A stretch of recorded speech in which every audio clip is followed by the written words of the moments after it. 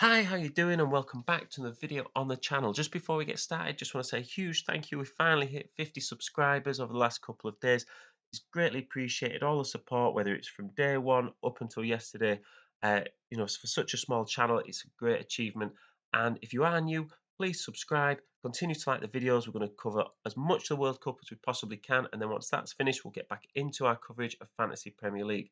What we have today is my World Cup team reveal. We're going to start by talking about teams to target, the absolute must-haves, and some outside shots for your team, and then we'll discuss my team selection. So let's get into it. So we're going to start with the teams to target in match days 1 and 2. So why are we targeting match days 1 and 2 and not just match day 1?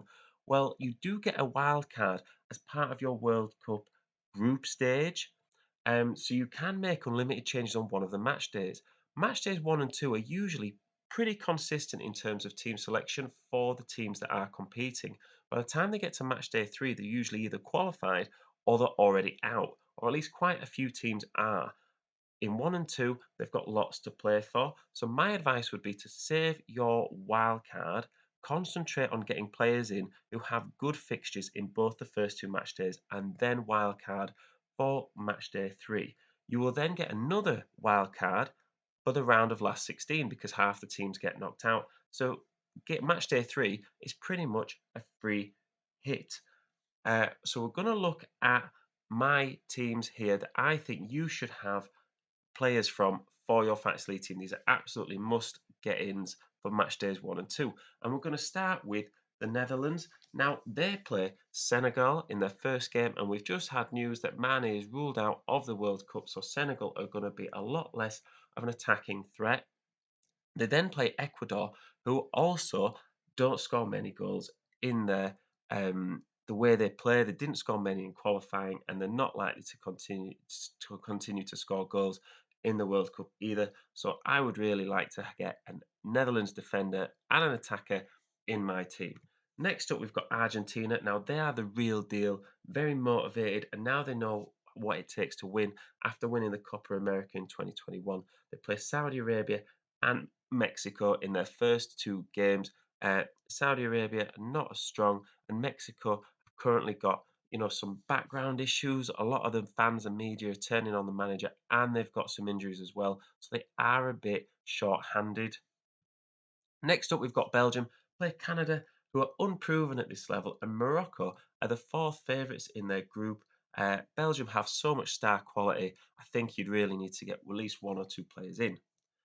Finally, of these four teams, we've got Brazil. Now, while Serbia and Switzerland are solid, Brazil are tournament favourites, and not having some Brazil players in your team is a bit like having, no Man City players in your fantasy Premier League team. You're going to regret it, and you're going to be watching them, really nervous that they're going to score loads of points. Everyone else is going to have them, and you'll miss out. Up next, we've got outside teams to target. So once you've gone for players from these teams, they're usually quite expensive and you need to fill out the rest of your squad. So the next four teams are kind of teams that are going under the radar. They've got good players, but maybe they can give you those differential points that other people might have missed. And we start with Poland.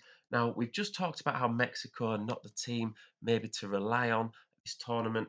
And Saudi Arabia as well, they play them just like Argentina. And Saudi Arabia play with such a high line, and they could be vulnerable to, being broken by the Polish midfield.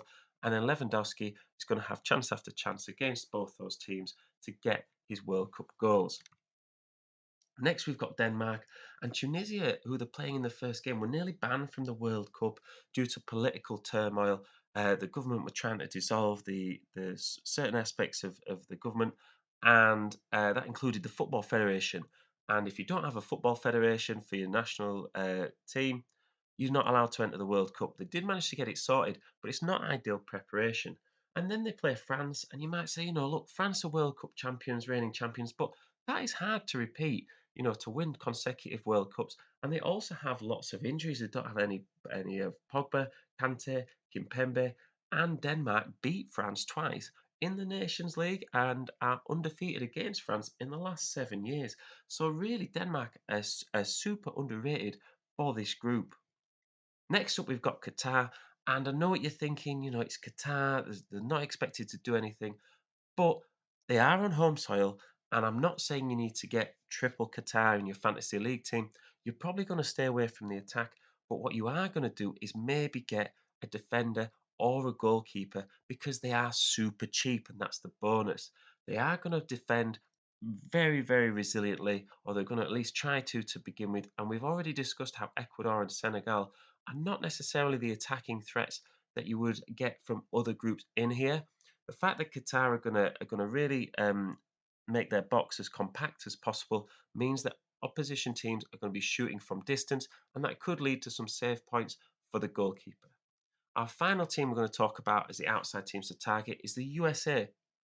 Wales and Iran, I feel like a lot of people are going to be favouring, Wales and England to get out of the group because they're the home nations, and that's kind of what the media are hoping for. And USA are really getting slept on. They're such a strong team, and you'd assume that they would at least be able to get some goals against Wales. They're not the team they were from 2016 out Wales, and also a USA defender slash midfielder is definitely an option. So let's get into my team, and we're going to start with Martinez in goal. And they play Saudi Arabia in the first game, who are not known for scoring lots of goals, and Argentina are on a mission. They only conceded 8 goals in 17 qualifying games, and we know that Martinez, from watching him at Villa, loves to save a penalty. And he is the sort of keeper that will hit a long ball now and then, and he has fantastic reflexes. So I do think he is very capable of keeping a clean sheet in his first game. Next up, we've got Mele from Denmark. He averages a goal every 3 games for Denmark, and he's guaranteed to start. He's a real favourite of the manager, and he will attack down the right hand side. Tunisia have had a tough couple of months, and he is only 4.5 million, which I think is an absolute bargain. Up next, we've got Denzel Dumfries from Netherlands. He is another attacking fullback. He has scored goals in tournaments before, and he really does charge down that right hand side.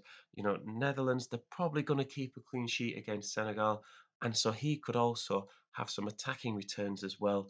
He might even push further forward now Mane's out, because Mane would usually occupy that left hand side, and he's going to have a bit more freedom to go forward. I think he's a great choice. Next up, we've got Hammam from Qatar, and he's 3.5 million. That defender playing against Ecuador. And another good thing for Qatar players is that they enable you to get in more expensive players for the rest of your squad. Those big heavy hitters that you feel like everyone's going to get in.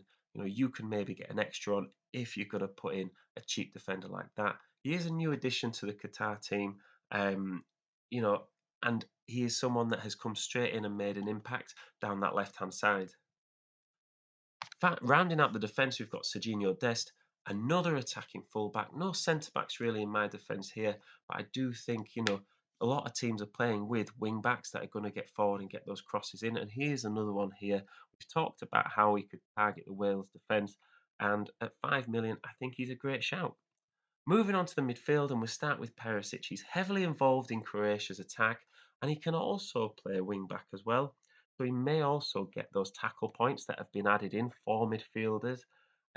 Moving on, we've got Zielinski. He is the heartbeat of Poland's midfield, and he links up really well with Lewandowski. He sits just behind the striker, and I think for 6.5 million against Mexico, and the second game is against Canada. I think that's a really good shout. I think he's someone that's very low owned at the moment, and he could go under that radar.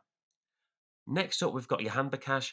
Now, although he's playing England in the first group game, I think Iran are super underrated. He's an attacking winger who's going to be, he's going to be heavily relied upon to score goals.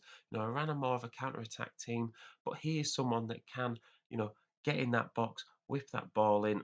And I think if Iran do provide an upset against England, we talked in previous videos about the England selection and how they maybe got defenders that are not on form, like Harry Maguire, and there's some injuries in there as well, players that aren't fully fit. Iran could provide a shock, and I could see them taking the lead against England. Whether they hold on or not is another question, but I do think he is a good player to get in for a low price. Finally, in the midfield, we've got Al Faraj, and I'm not going to pretend that he's only in because he is, I'm sure he's a good player, but he's in my team because he's cheap. He's 4 million, and he's not got a good first game. He's playing Argentina, but he is the Saudi Arabian captain, and he does, get a lot of box to box. He averages about 2.1 passes in behind the opposition defence per game, and he will have a lot of tackles to make against Argentina. So could actually get some extra points in there. You know, we've got the strikers coming up now, and we start with Memphis Depay. Now he is incredible value. I think he's World Cup Golden Boot potential, to be honest, and I think 8.5 million to be, I think, he's only about 8% owned, I think, when I checked last. I think that is ridiculous, to be honest. I think he's got a great group. I think the teams he's playing against, Netherlands, have got, reasons to go all out attack. And, he's the focal point of that attack. I think he's going to get goals, he's going to get chances, and he is an absolute must in my team, possibly captain potential as well. Next up, we've got Messi. Enough said, really. He's in great form for PSG, having a career year so far, and Argentina are one of the favourites for the World Cup. I do think, that they are so focused that it's Messi's last chance, and they are more balanced than they were before. Before they were sort of just relying on these star players. And whilst Messi is still a focal point of the team, he has got a lot of younger, quicker players around him that help him to be himself at this age. And he's not going to run at defences as much, but he is going to be so involved in everything for Argentina. Onto the bench, and we start with Costa from Portugal. Now, they are good defensively at Portugal, and they play later in the tournament. And we're going to get onto reasons why that is important in our top tips section at the end. We have Mounier here from Belgium. They play Canada, and he is another attacking fullback. A bit of a theme with my defence, but they do get forward, the Belgium, and if they play with wing backs, even if they don't, he is going to be, even in the opposition penalty box, just cutting that ball back across. He has created so many chances. He's a great shout.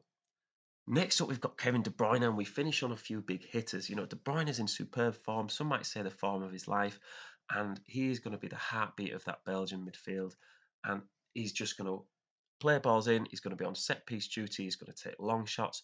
He is so highly owned as well. I think you have to factor in that fear of missing out. In tournaments like this where there's such a small sample size of games. And finally, we've got Neymar, 10.5 million, starting against Serbia. But Brazil are favourites. It's like what we talked about before. If you don't have Brazil, it's a bit like not having Man City in your Premier League fantasy team. So he is someone that is an absolute must. He's in the prime of his career, and it could be his tournament. Last time the World Cup was held in Asia, Brazil won it back in 2002. And South American teams do have a good record of competitions in that area of the world. So for me, he is an absolute must. So we move on to our top tips, and the first tip is to focus on the first two match days. And we touched on it at the beginning as to why. We don't need to go into too much detail now, but if you can find players that you are happy with for match day 1 and 2, you still get 2 transfers between each match day in the group stage. You can still tweak players in and out of your team if there's an injury, or if you watch the first game and you change your mind. That is absolutely fine. But the team we've got here, I do feel, is pretty settled for the first two match days. So look for consistency pre-tournament. And what we mean by that is, have the players in your team been playing for their countries recently? Managers, when they get to World Cup, they don't like taking risks. They really don't. And, they will stick to tried and tested methods, or at least players that they trust, for better or worse. So if your player is in there, there shouldn't be, any real shocks come match day 1. You should know who is going to be playing and how likely they are to start. So put players playing later in your match day on the bench. And the reason for this is because you can make changes to your team as the match day goes on. So let's say, Messi's got a game earlier in the match day. He blanks. I think Neymar could score really well. He's going to score more points than Messi got. I can swap him out I couldn't do it the other way around because if players on your bench play first before your starting lineup players, you know how many points they've got, and then you can't then swap them over. It's a bit of like a risk taker. Do you stick or do you twist with the points in your starting 11? And you do get a bit more freedom in that way. But that's why you should put players playing later in the match day on your bench because you can still bring them in if you think they're going to end up scoring more points. No matter who they are, really. Do I think Neymar's going to score more points than Alfaraj? Yeah, I do. But there's no real need for me to put him on there before him. It kind of makes having Alfaraj pointless in the first place. Might as well give him a chance and see how he does. Set yourself up each day if you don't have time to change your lineup. So what we mean by this is, group stage games take place at 10 a.m., 1 p.m., 4 p.m. If you're at work or something, you might not have the chance to swap your team around between games. So what you want to do at the start of each day is just double check your lineup and just make sure that you've got the players that are playing on that match day in the correct order that you want them to be in. So yeah, that's the final top tip. Let me know what you think about my team and the advice we've given. Please like and subscribe, especially if you've made it to this stage in the video. Surely it's worth a like and subscribe. And let me know what you're planning on doing in your team. Have I missed anybody out that you think is an absolute must to get in? And have I got players in that you think no, that is they've got absolutely no chance. I'm 100% wrong on that. Be interested to hear other people's thoughts. And thank you very much for listening. And I will see you in the next one.